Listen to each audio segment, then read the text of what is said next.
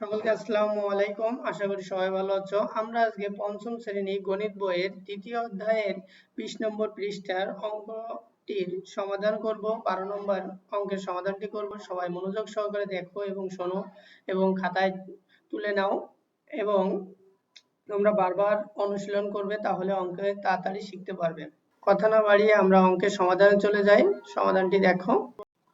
12 দাগ, ভাজ্য ৮৯০৩ ভাজক ৮৭ এবং ভাগশেষ ২৯। ভাগফল কত? তাহলে আমরা ভাগফলের অবশ্যই সূত্র জানি। তাহলে আগে লিখে নেব। দেখো সমাধানটি দেওয়া আছে।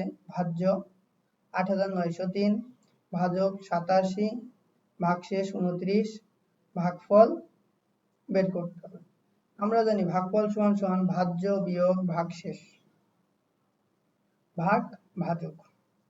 তাই সূত্রটি লিখেছি। সূত্রের পরে আমরা অঙ্কটি করব। এবার দেখো,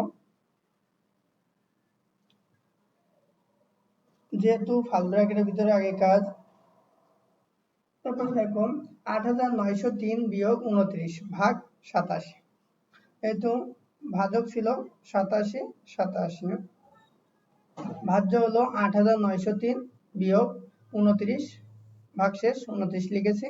তারপর ভাজক হলো ৮৭ বিয়োগ করলে হবে ৮৮৭৪ ভাগ ৮৭। তাহলে ভাগ করলে হবে ১০২। উত্তর ভাগফল ১০২।